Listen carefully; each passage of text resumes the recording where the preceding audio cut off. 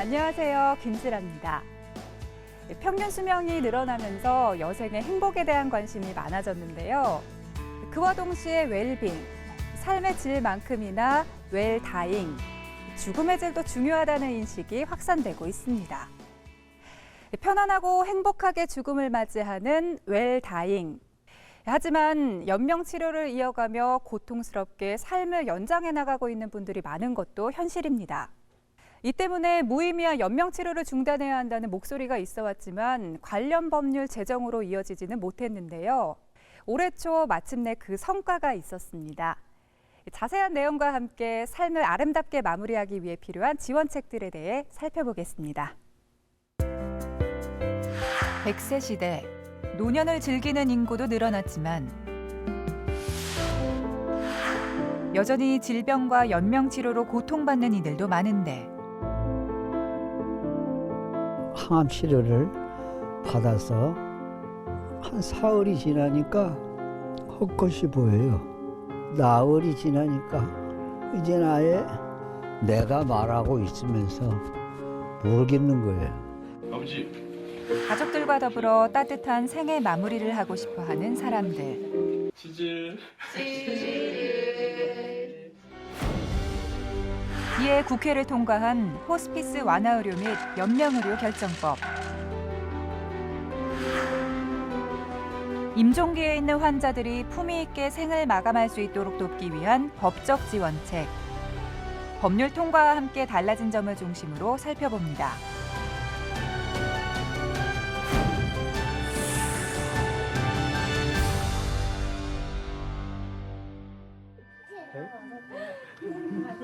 不思議だね、人間の体ってね。なんで死んじゃうのか全然わかんない。ね。そうか。 1から100まで生きていくんだからほらさ、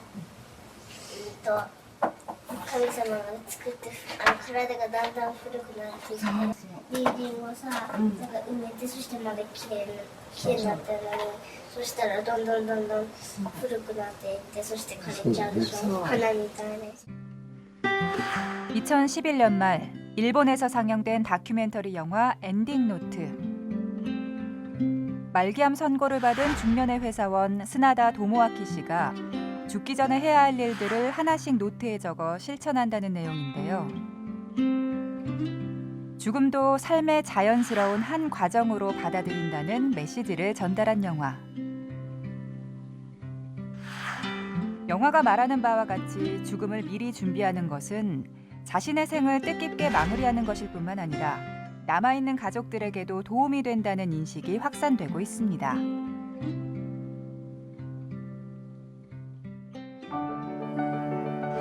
이에 웰빙에 이어 주목받고 있는 웰다잉. 웰다잉은 살아온 날을 아름답게 정리하고 평안하게 삶을 마무리하는 것을 일컫는 말인데요. 하지만 이와 반대로 현재 연명 의료로 고통받다 사망하는 환자가 한 해 3만여 명이나 됩니다. 연명 의료는 임종기 환자에게 하는 심폐소생술, 혈액투석, 항암제 투여, 인공호흡기 착용 등으로 치료 효과 없이 생명을 연장하는 의료인데요. 의료가 발전하면서 아주 중증 환자를 치료하는 기술이 발달했거든요. 그게 바로 중환자 의료예요. 그 중환자 의료로는 목숨을 잃을 뻔한 사람들을 많이 구조했는데, 그런데 그 의료를 적용할 당시에는 살릴 목적이었지만 일정 기간이 지난 뒤에 소생이 불가능하구나라는 걸 알았더라도 이 의료를 중지할 수 없고, 따라서 그 의료를 계속함으로써 환자는 회복을 기다리는 것이 아니라 목숨만 연장하는 그런 결과를 초래하게 되거든요. 실제로 그게 장기간으로 지나가면 이미 회복 불가능한 환자에게 그분의 존엄성이나 품위를 훼손시키고 있고 가족들에게도 굉장히 큰 부담을 주고 있는 그런 의료 행위에 문제가 드러나기 시작했고요. 이렇듯 연명 의료로 인한 본인과 가족들의 고통이 가중돼 왔습니다. 중환자 실행, 인공호흡기 착용 등으로 인해 임종 시 가족과 제대로 작별 인사도 못하는 경우가 많은데요. 이에 연명 의료를 원하지 않는 노인이 절대 다수. 65세 이상 노인의 90%가 연명의료를 원하지 않는 것으로 조사됐습니다. 연명치료 중단 논의가 시작된 것은 1997년으로 거슬러 올라가는데요. 보람의 병원에서 환자의 인공호흡기를 댄 의사와 가족이 살인죄로 기소된 사건이 있었습니다. 반면 2008년 세브란스 병원에서는 식물인간 상태 환자의 인공호흡기를 대달라는 가족의 요구를 대법원이 받아들인 김할머니 사건도 발생해 존엄한 죽음에 대한 사회적 고민이 시작됐습니다. 97년에 보람의 사건하고 2008년에 연세대 김할머니 사건이 계기가 되었는데요. 두 사건의 공통점은 모두 회복이 불가능한 환자였고 또 그런 상태에서 가족들이 연명의료 중단을 요청한 사건입니다. 근데 그 법원의 결정은 상반되게 나왔습니다. 즉 97년의 보람의 사건은 살인으로 규정을 해가지고 의료진이 살인 방조죄로 판결을 받는 케이스였고요. 또 김할머니 사건은 오히려 자연스러운 죽음으로 인정을 받은 사건이 된 것입니다. 김할머니 사건은 그 인간의 존엄성의 가치를 존중하게 된 계기가 된 거기 때문에 근본적으로는 인간의 임종시에 인간의 존엄성을 유지하면서 평화로운 죽음을 맞을 수 있겠다는 어떤 계기가 된 거죠. 이에 환자와 환자 가족이 무의미한 연명치료 중단을 선택할 수 있고 이 삶을 평화롭게 마무리할 수 있도록 돕기 위해 법적 기반을 마련해야 한다는 목소리가 이어져 왔습니다. 국회에서도 관련 입법 노력이 계속돼 왔는데요. 드디어 올해 1월 그 성과가 있었습니다. 회생 가능성이 없는 임종 단계 환자의 연명 의료를 중단할 수 있도록 규정한 이른바 웰다잉법. 그 자세한 내용 먼저 살펴보겠습니다.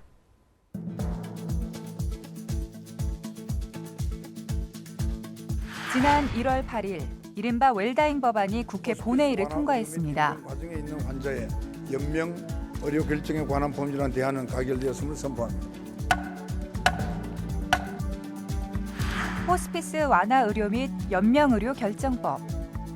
회생의 가능성이 전혀 없고 곧 사망에 이를 수 있는 이런 환자들에 대해서까지 계속 이 경제적으로 또 신체적으로 정신적으로 부담이 되는 이런 연명 의료를 할 필요가 있느냐 하는 논의는 계속 있어 왔습니다. 그러다가 이제 김할머니 사건이라고 이를 기점으로 해서 정부에서 이제 2013년에 국가생명윤리심의위원회라고 구성해서 여기에서 연명 의료 치료를 환자가 결정할 수 있는 그런 제도를 도입하는 권고안을 냈습니다. 그리고 이 권고안에 대해서 이제 국회에서도 이제 논의를 시작을 해서 19대 국회에서 입법을 하게 된 것입니다.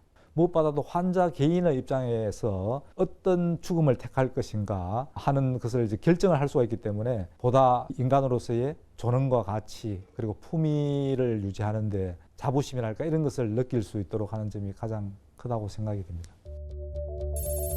웰다잉법에서 연명 의료를 중단할 수 있도록 규정한 환자는 회생 가능성이 없고 급속도로 증상이 악화돼 사망에 임박해 있고 치료해도 회복되지 않는 환자 등입니다. 또한 중단할 수 있는 연명 의료는 심폐소생술, 혈액투석, 항암제 투여, 인공호흡기 착용 등 치료 효과 없이 임종 기간만 연장하는 의료로 지정했습니다. 대신 통증 완화를 위한 의료 행위 등은 포함시키지 않았습니다. 법률에는 연명 의료 중단과 관련된 환자의 의사표시 방법도 명시되어 있는데요.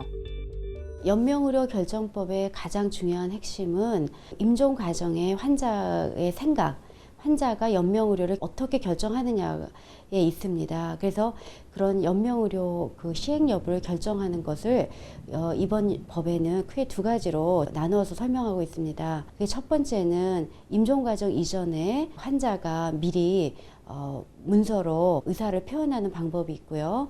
또 두 번째로는 문서나 이런 것을 의사 표현을 남기지 않았을 때에 또 그것을 어떻게 결정하느냐에 관련된 두 번째 안이 담겨 있습니다.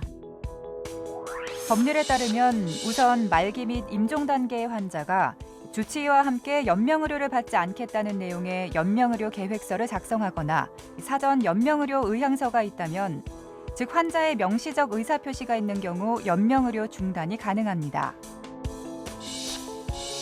환자의 의사를 확인할 수 없는 경우에는 가족 2명 이상이 환자의 연명의료를 원치 않았다는 진술을 하고 이를 의사 2명이 확인하면 가능합니다.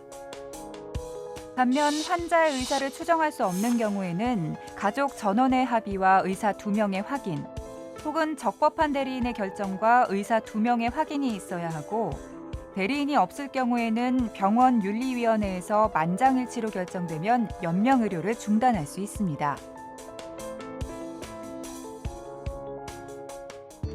의사가 중단 대상이 아닌 환자에게 중단 결정을 내렸거나 환자 가족이 거짓 진술을 하면 3년 이하의 징역 또는 3천만 원 이하의 벌금에 처해집니다.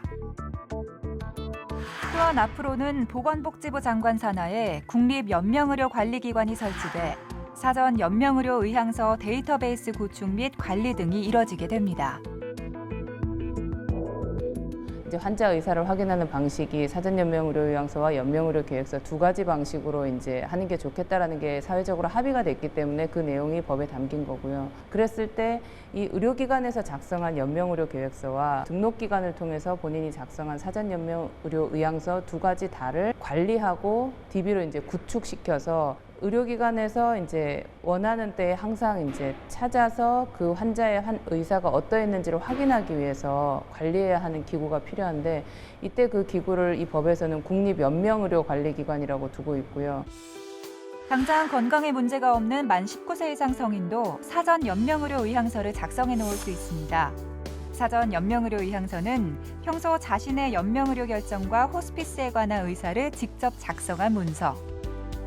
웰다인법 통과로 사전 연명의료 의향서를 작성해 지정된 등록기관에 등록하면 법적 효력을 갖게 됩니다. 그렇다면 사전 연명의료 의향서는 어떻게 작성할 수 있을까? 2011년 결성된 사전의료 의향서 실천 모임을 찾았습니다. 이곳에서는 상담센터를 두고 서식 안내, 교육 및 의향서 발송 등을 하고 있는데요. 2010년에 연세대학교 그 보건대학원 안에 보건복지부가 지정하는 생명윤리정책연구센터가 있었는데 거기에서 야 정말 우리나라 사람들이 너무나 죽음에 대한 생각을 잘못하고 있는 것을 그런 부분들에 대한 정말 그 운동이 있어야 되겠다라는 생각을 하고 당하는 죽음에서 맞이하는 죽음으로라는 큰 타이틀을 가지고 사전의료의향서라는 서식도 개발을 하고 그리고 전국을 순회하면서 강의를 했어요. 그랬는데 그때 그 강의에 굉장히 폭발적으로 많은 사람들이 호응을 했고 이게 센터 차원이 아니라 정말 하나의 그 민간단체로 전국적으로 활동을 해야 되지 않을까라는 생각을 하고 사전의료의향서 실천 모임이 발족을 하게 됐습니다. 한 해 평균 2만 건 이상의 사전의료 의향서를 인쇄 발송하고 있으며 보관하고 있는 의향서만 10,000건 이상이라고 합니다. 지금 현재는 사전 연명 의료 의향서가 표준화된 그 서식은 아닙니다. 이제 앞으로 2년 동안에 그 표준화된 서식이 만들어지겠죠. 그래서 저희는 지금 현재 그동안에 쭉 작성하셔서 갖고 계신 분들의 이 서식을 등록기간이 정부가 정해지게 되면 그곳에 등록하시도록 저희가 안내를 드릴 겁니다. 그래서 그분들이 등록을 하도록 할 거고요. 그리고 내가 이제 예를 들어서 병원에 가서 치료를 했는데 도저히 회복이 어려운 시점에 임종 단계에 들어섰을 때는 의사들이 바로 그 등록기관으로 이제 확인을 하면은 그 DB가 구축되어져 있는 데서 언제라도 그 사람의 사전의료의향서를 사전 연명의료의향서가 되겠죠. 그때는 그거가 확인이 가능해집니다. 직접 사전의료의향서를 작성해 보기로 한 제작진. 읽어보시고 원합니다, 원하지 않습니다에 본인의 의사 표현을 하시면 되겠습니다. 치료 중단을 선택할 연명의료의 종류와 적용 시점 등에 대한 자신의 의사를 표시하게 되고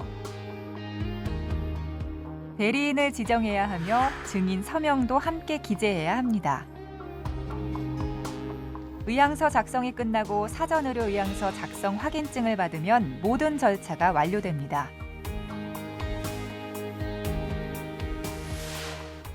회생 가능성이 적은 환자들이 편안한 죽음을 맞이하기 위해서 정말 필요한 것은 연명치료가 아닌 호스피스 완화 의료라고 전문가들은 입을 모읍니다. 임종 과정에 접어든 환자들의 통증, 호흡 곤란 등의 고통을 적극적인 완화 의료를 통해 줄일 수 있다는 건데요. 이번에 통과된 웰다잉법에는 이와 관련된 내용도 포함되어 있습니다. 호스피스 완화 의료의 필요성부터 법률에 포함된 지원 내용까지 자세히 살펴보겠습니다.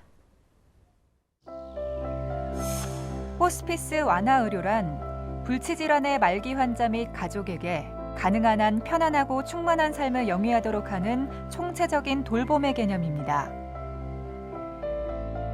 10년 전 입원형 호스피스 제도를 도입한 이후 이용 환자가 해마다 늘고 있는데요.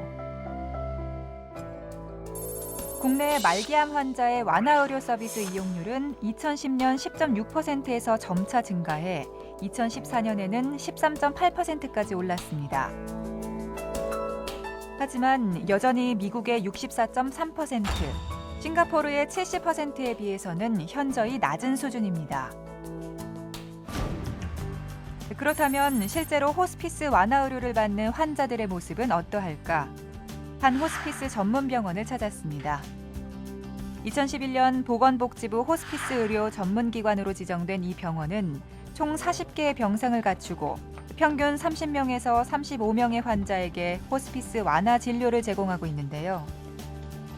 대학병원이나 이런 상급 종합병원에 있을 때는 더 이상 치유되지 않는다는 걸 알면서도 끝까지 그 진단에 대한 적극적인 치료를 하기 때문에 중환자실에서 힘들게 그런 항암 치료라든지 어떤 뭐 주사요법이라든지 그런 걸 받고 있고, 이제 그런 것에서 벗어나서 이제 호스피스 병동에 오게 되면 내가 가장 불편한 증상, 이런 암 환자들은 통증이 굉장히 심하잖아요. 그래서 그런 통증을 먼저 해결을 해주고, 저희는 성직자분들이 3분이 다 계십니다. 그래서 그분들이 언제든지 원하면 그런 영적인 돌봄을 돌봐줄 수 있도록 저희가 도와드리고 있고요.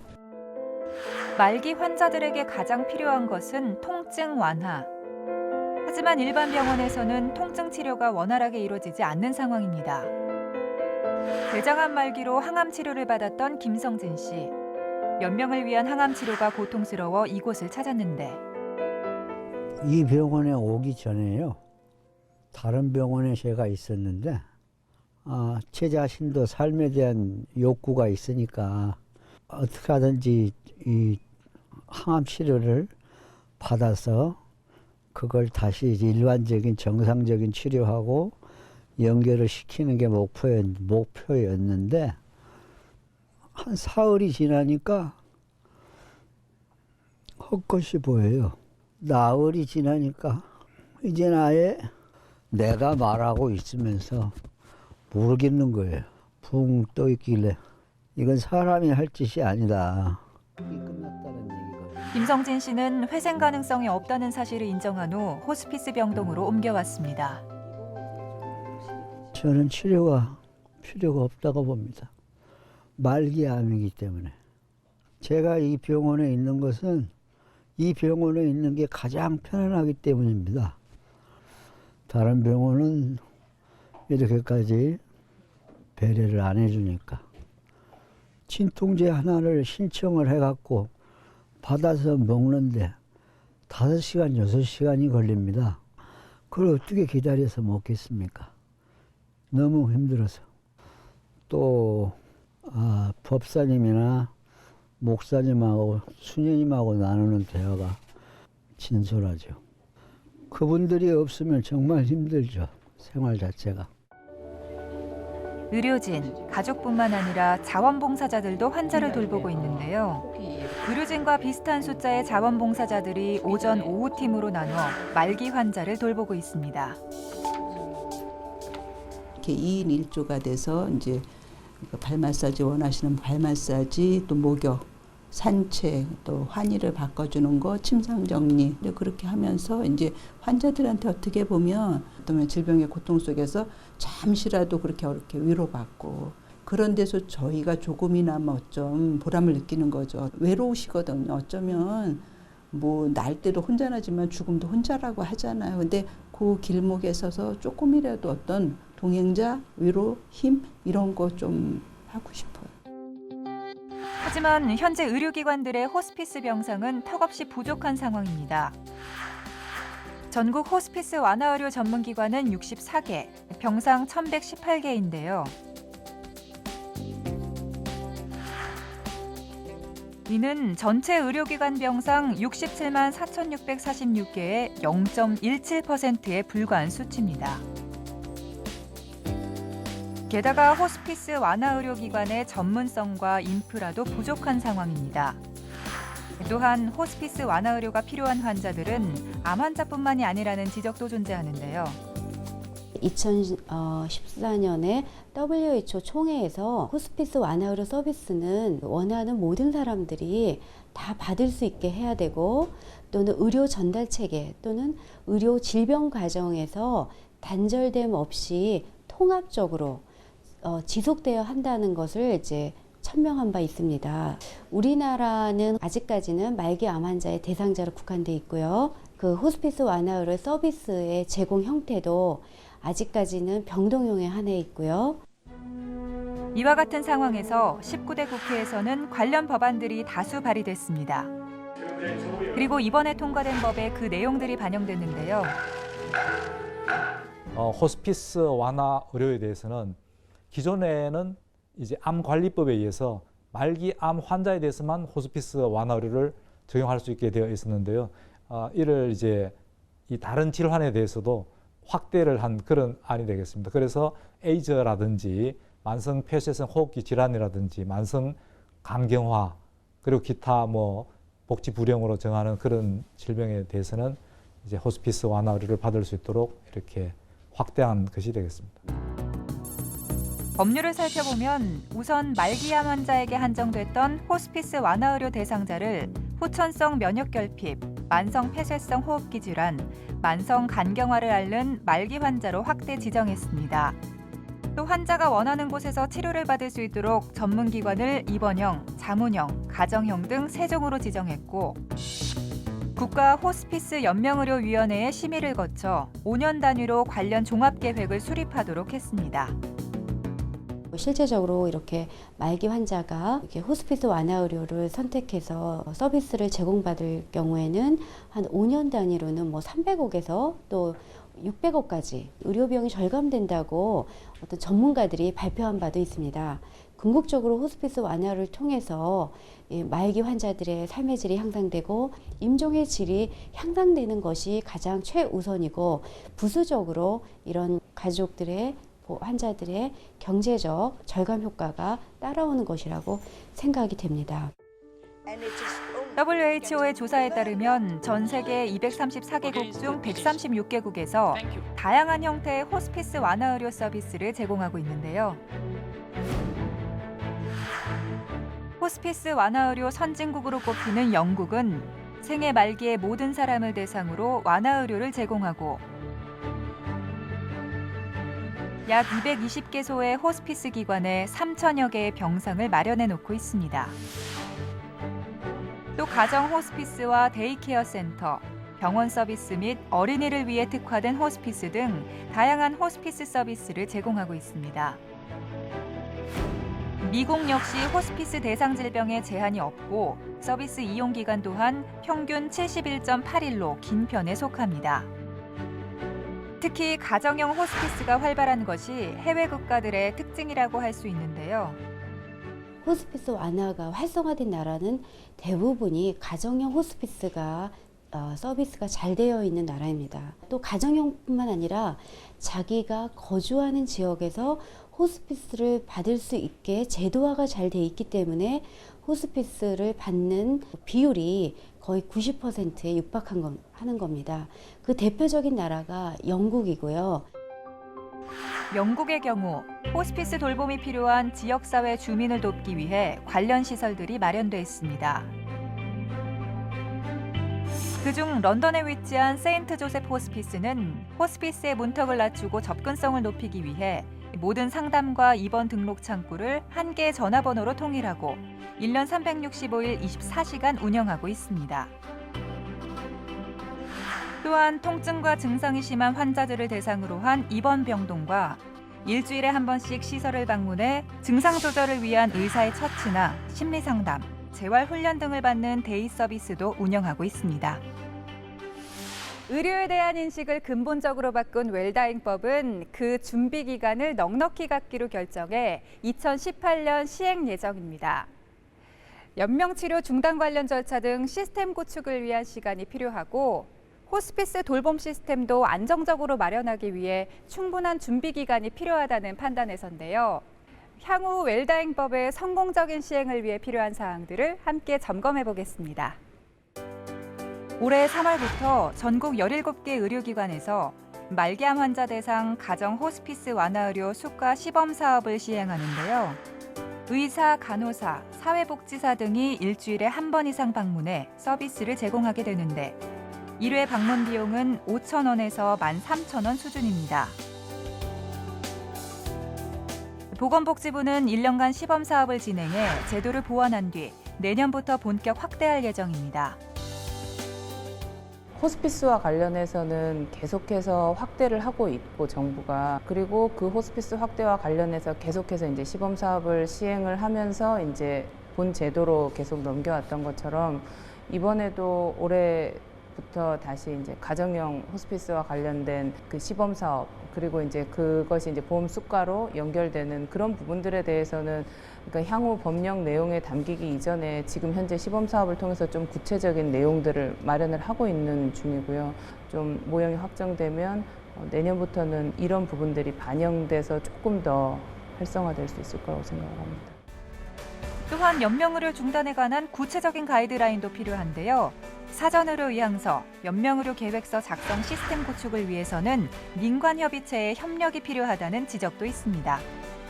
연명의료 결정과 관련된 부분들도 여러 가지 체계를 만드는 부분들 중에서 가장 중요한 것이 환자나 일반인들이 이제 자신의 의사를 사전에 표시해 놓는 부분인데 어떤 식으로 표시를 할지 그 서식이라든지 어떻게 관리하고 그것들을 내가 의료기관에 이제 입원을 하거나 마지막 이제 의사들이 그것을 보고 결정해야 하는 순간에 어떻게 활용되는지와 관련된 그런 정말 세부적인 절차들이 대부분 다 하위법령에 위임이 되어 있습니다. 그래서 이것들을 만들기 위해서는 지금까지 함께 법을 만드는 동안에 계속 논의를 해왔었던 뭐 종교계든 의료계든 법윤리계든 이렇게 모든 계층들이 다 합쳐서 호스피스 연명으로 민간 협의체를 통해서 함께 내용을 만들어가고 그 안에서 그 구체적인 내용들을 좀 다 담아가려고 하고 있습니다. 단순히 수명만 연장되는 것이 아니라 여생과 죽음의 질 또한 진일보할 때 비로소 수명 연장의 꿈은 행복한 현실이 될 것입니다. 무엇보다도 우리가 연명의료 중단을 활성화하고자 하는 것이 아니고 아주 어려운 처지에 놓인 환자가 연명의료 치료를 하고 싶지 않고 이 인간으로서의 존엄과 품위를 유지하는 죽음을 막고자 할 때 결정할 수 있는 이런 기회를 보장하는 것이기 때문에 그러한 절차상의 명확성과 투명성을 높여가는 그런 제도 운영을 해나가는 것이 중요하고 또 이런 분들이 이제 호스피스 완화 의료를 잘 받을 수 있도록 그래서 삶의 질을 높일 수 있도록 그런 이제 인프라를 확충해 나가는 것이 지금으로서는 가장 큰 당면 과제라고 생각이 듭니다. 최근 10년 사이 집이 아닌 병원에서 사망한 비율은 46%에서 73%로 급격히 증가했습니다. 반면 우리 국민 10명 중 8명은 일반 병원이 아닌 집 혹은 호스피스 시설에서 평소처럼 생활하다가 가족들의 배웅을 받으면서 떠나고 싶다고 답했는데요. 이 같은 희망과 현실 사이의 괴리를 2018년 시행 예정인 웰다잉법이 채워줄 수 있지 않을까 싶습니다. 많은 국민들이 따뜻한 보살핌을 받으며 보다 편안하게 생을 마무리할 수 있도록 지원하기 위한 웰다잉법. 그 성공적인 시행을 위한 실효성 있는 계획들이 이어지기를 바라면서 한눈에 보는 19대 국회 법률 오늘 여기서 인사드리겠습니다. 저희는 다음 이 시간에 다시 찾아오겠습니다. 함께해 주신 여러분 고맙습니다.